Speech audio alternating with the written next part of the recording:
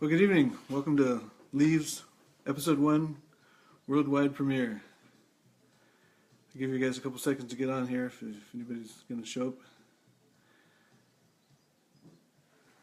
Got some music going in the background.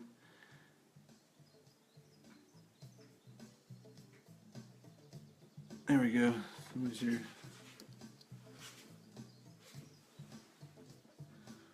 Welcome. I just wanted to talk a little bit about what we're going to do tonight. For a half hour, I'm going to just talk. I'll take questions if you have questions on Leaves. No, okay.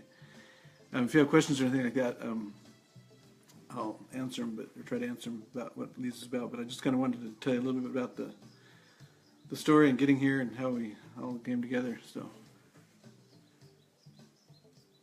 it says congratulations. This is my most watched live video ever.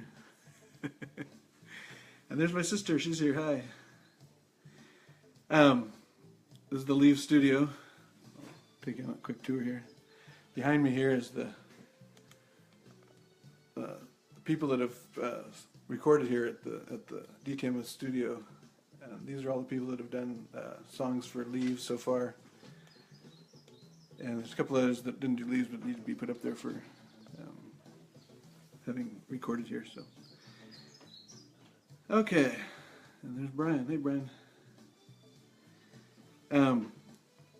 How Leaves got started, I'll just give you a quick background. Is about 11 years ago now, I was watching the movie Jumanji, and I got the idea that the movie was so incredible, great, and everything, and then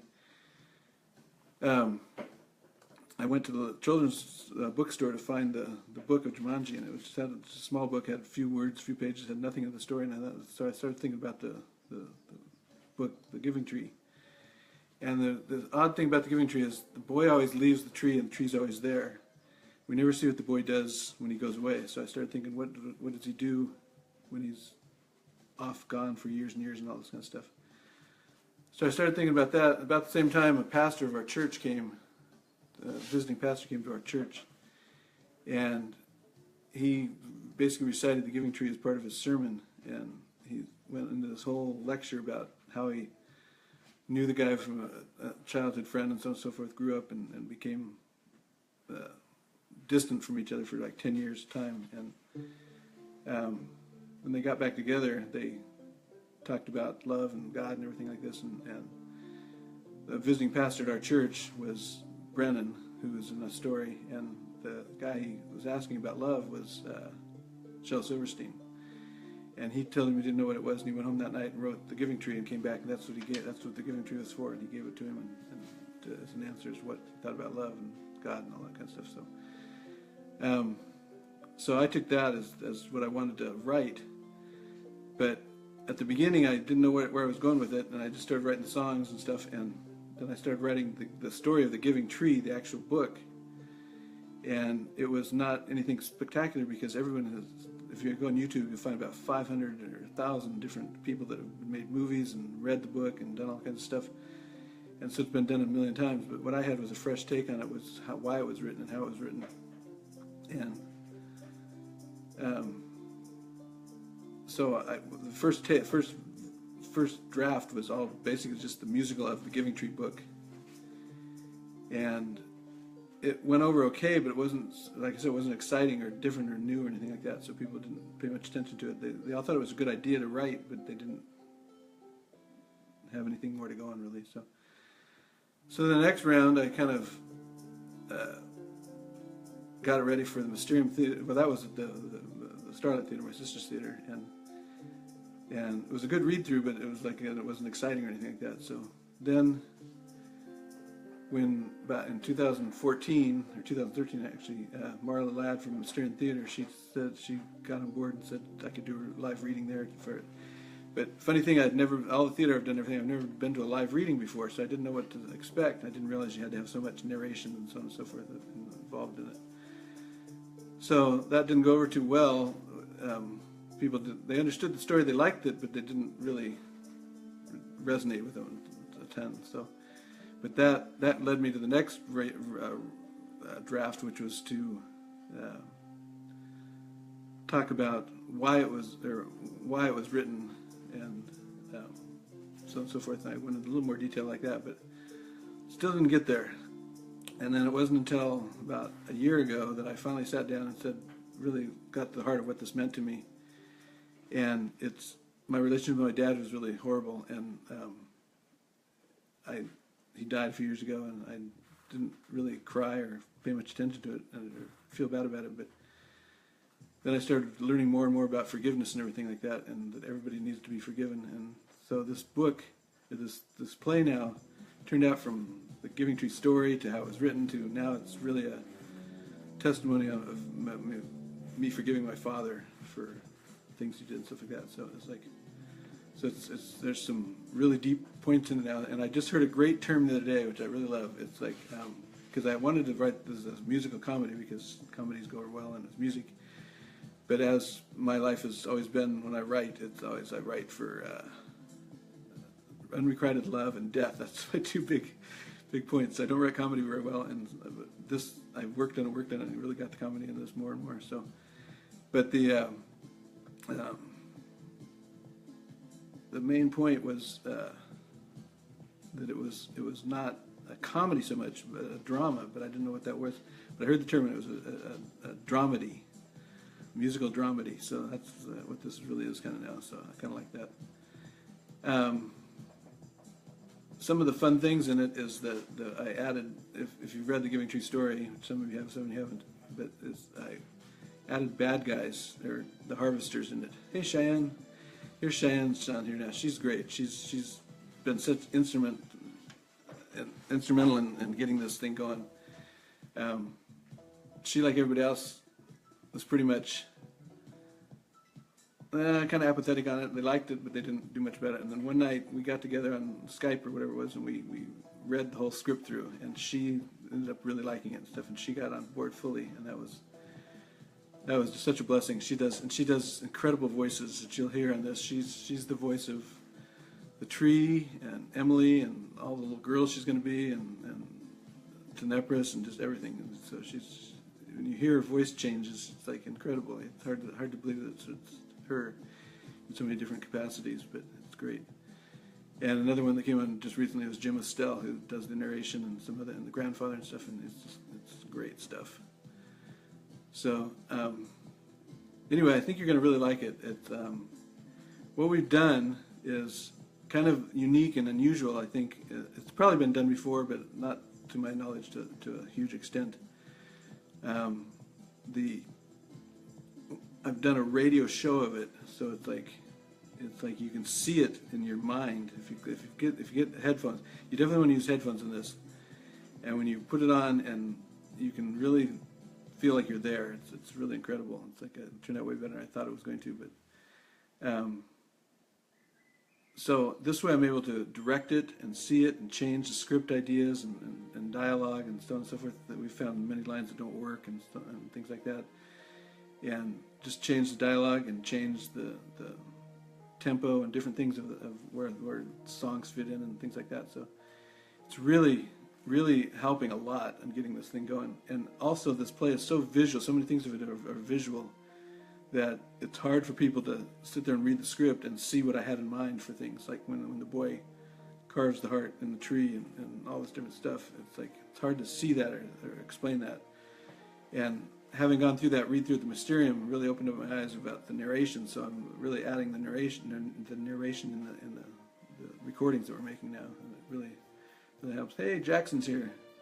Jackson's great with lights. I met him down at the NATAC Theater last year, and he's like incredibly gifted as far as the video and audio and lights and all that kind of stuff. So he's going to be great if we get this thing. The main idea of this whole concept, the Leaves Project or whatever you want to call it, is I want to get it to Broadway. That's what I want to do. And it's almost an impossible task, but there's nothing like an impossible task to get me involved, because I like challenges and I like impossible ideas and things and going with them. So, but anyway, one of the things is I added the harvesters, or the bad guys as they've been called for years, and they are representing the different what do you call it, not emotions, but characteristics of the devil. And they tempt the boy, and they mess up the boy, and harass the boy, and all this kind of stuff in the story. And their names are all like Tenepris, and Rafiqal, and Livad, and Ekans, and Natas, and stuff, and all their names are backwards. Seven did it, yeah, okay. And Shannon's telling me that I need to tell you about that they represent the 7 deadly sins, but there's only 5 of them, so I kind of doubled up on a couple of them. But their names are all backwards. So like Tenepris is backwards for serpent, and Rafiqal's backwards for Lucifer, and so on and so forth. And they have a unique quality in the play once they're introduced in the play, they come out and they don't ever leave. They go out in the audience and kind of mess with you a little bit and bother you a little bit in the audience until they're on stage again like that. So it's kind of fun, a little different. So where are we at? 7:14. Haven't faltered too much yet. I can't believe how nerve-wracking this is. Been on stage a million times, put a little camera in front of you, think there's a million people watching, something like that. But I'm glad you guys tuned in. It's great. So, what this first part is the prologue, the overture, and scene 1. Breathe. Cheyenne says breathe. Thank you, Cheyenne. Okay, I should have had a drink. No, that would have been worse.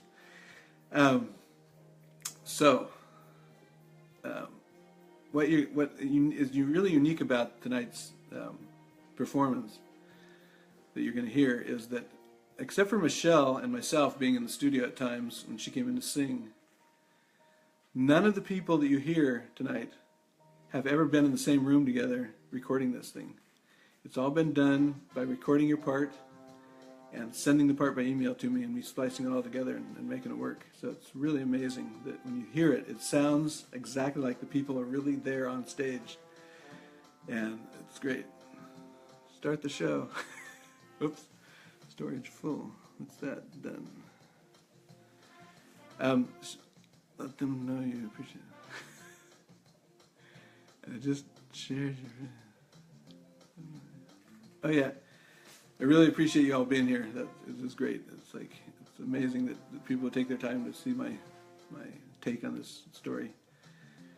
But anyway, so when you hear it tonight, you're going to hear it through the scene 1, and then the plan is to get scene 2 or episode 2 going. And it's going to be about scenes 2 and 3, and get them out probably in about 3-week intervals, something like that. Maybe I'll speed it up as I get more sound effects. Because right now the sound effects take me just laborious hours of sitting on YouTube and downloading sound effects for everything I found. You'll hear it, but it's subtle. But a lot of the sound effects are subtle, but they really add to the listening to it feel of being there. But this one I downloaded was young woman, barefoot, walking on wood floors on the bottom floor of an apartment. That's the specific title for the sound effect, and it is. It's Emily. She's come out. She's had a shower and she's making dinner, and she walks across the floor, and you can hear the pads of her feet walking on the wood floor. It's like, but it's not echoing because it's on the ground floor. It's hard to explain, but you'll hear it. And somebody said start the show. I just said start the show. We're going to start it at 7:30, so we got about 10 minutes left or 13 minutes left. And what I'm going to do, it's going to be on YouTube, so it'll be, it's not live yet on YouTube, but it will be in about, I'll probably quit this about a minute earlier, so I can get it close to 7 o'clock, 7:30 as possible. The actual show only runs just under 19 minutes, so it's not, I don't want to take most of your evening or anything like that. And after you hear it, if you give me feedback on it or something like that, it'd be great. And also, if you like my YouTube video, that would be, or my subscribe to my YouTube channel, that would be great, because you have to have 1,000 YouTube subscriptions to get paid for your YouTubes being on there, and I've got 14 people right now, so got a ways to go. But Leaves can really use money, and it costs like almost $3 million to get it on Broadway. So, but we're trying to mount a show here earlier if we can. One of the local theaters, and I don't know, it's going to cost probably $10,000 or $15,000, something like that. So we definitely need an influx of money. So I'm not asking you for money. I'm just asking you to sign up or subscribe to YouTube right now. So I'll probably do a GoFundMe on it sometime in the future. But So I'm trying to think, any questions on the show? Let's see. One other thing, just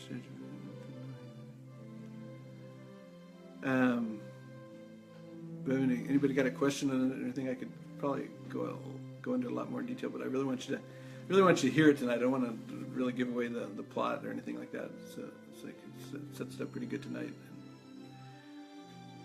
And I was going to ask you too. How's my light? Can you see me okay? And am I loud enough? So if you want to comment on that, that'd be cool. So, and what you're listening to in the background here is something I get to hear that nobody else gets to hear. Is the backtracks for all the songs. It's some of the best music I've ever written. All the orchestrations for it, and I can't put them out on SoundCloud or YouTube because the people can take them, and then I wouldn't have any control over the backtracks when the show gets out there on Broadway and gets picked up by local local theaters and want to do it. Then I wouldn't have any control of the backtracks, so I can't really put them out there. But they're great, and this one is incredible right here. This is a song that nobody's really heard yet. It's called Love, but it's like this is the backtrack for it. So. Hi, Ashton.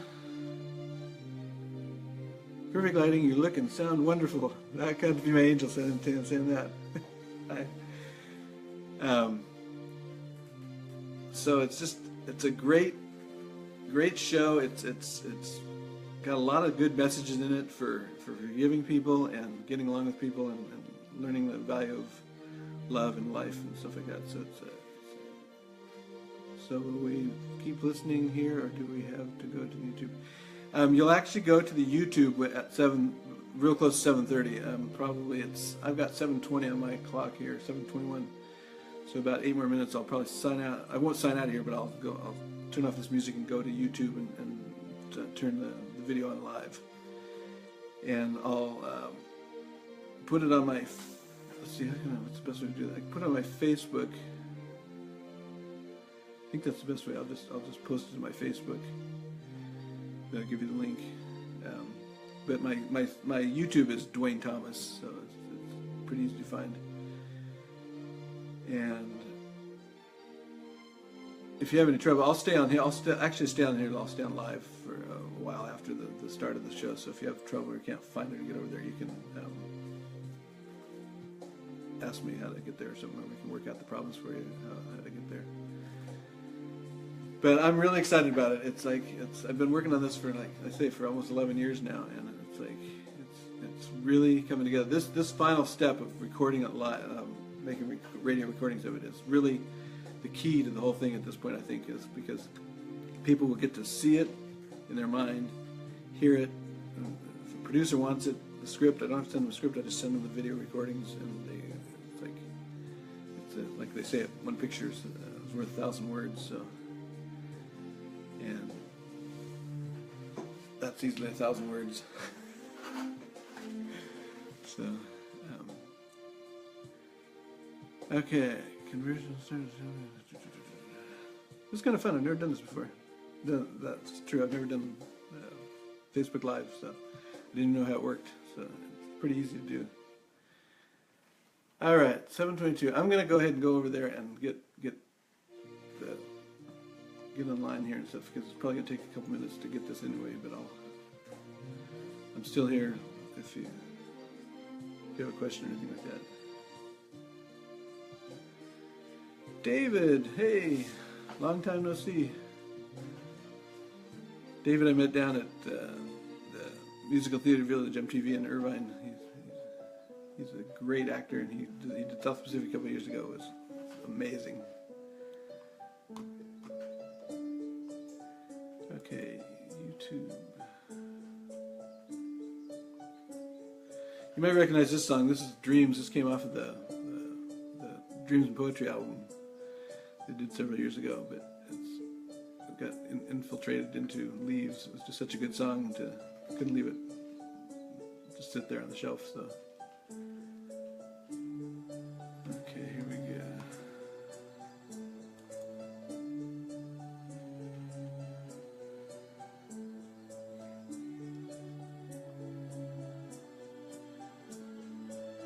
getting close. A few more minutes here.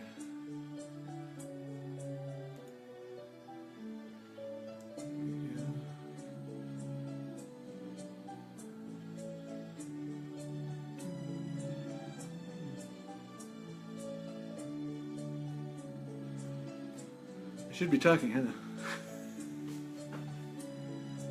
Kind of hard to talk and do computer at the same time.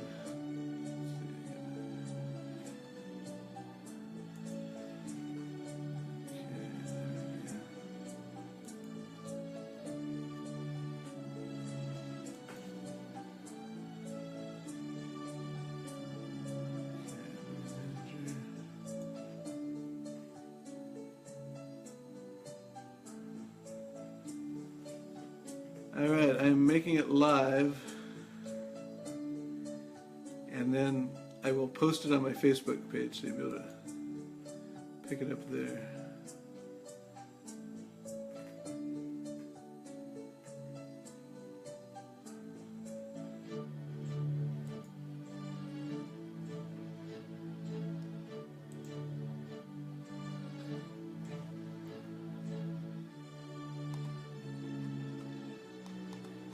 Okay, if you're already on my Facebook, it's the Leaves episode 1, but I'm going to pick it up here and take it to the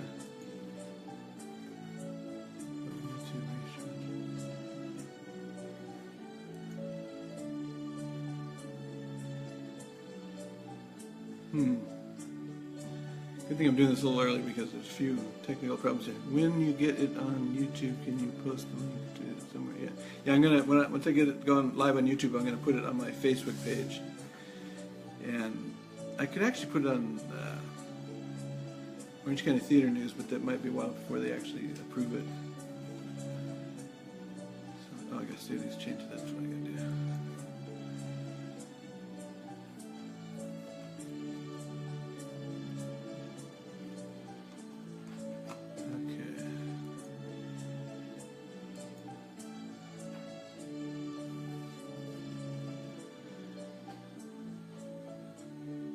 Should be live now.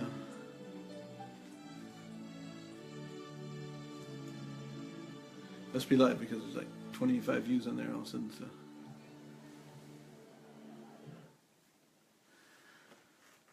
Okay, I'm going to share it to my Facebook.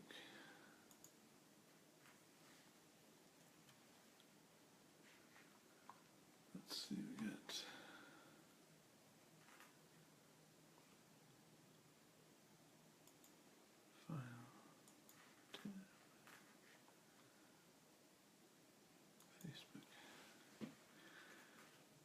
Okay, it is live, and I'm going to go put it on my, I'll put a link to it on my Facebook, Duane A. Thomas.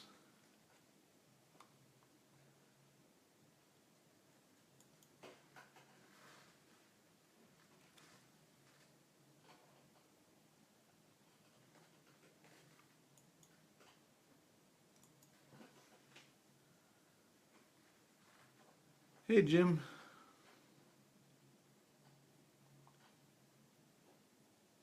Okay, it is up and live. It's on my YouTube channel, which is under Duane Thomas, and it leaves episode 1, and it's also on my Facebook page. I just put a link there. Just click on it and it'll take you right to it. Leaves episode 1. So I'm going to stay on here, and in case anybody comes and can't get through or something like that, or has problems getting to it, I can answer their questions. I'll stay here. It runs just under 19 minutes, so it's not going to take the rest of your evening, but really appreciate listening to it, and any feedback you have on it, that'd be great. Any changes you think I should make, that'd be great. Any comments on it at all? If you love it, I'd love to hear that. So, all right, enjoy. So excited. This is cool.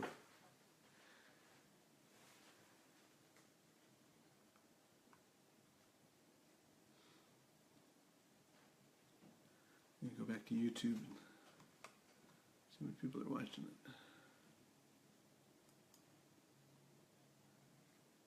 Oh wow, that's cool. It shows me all around the world where people are listening from and stuff, and I got Bangladesh, of all places, Germany, France, the Congo, Venezuela. That was great. Pretty cool stuff. The technologies here nowadays are just amazing.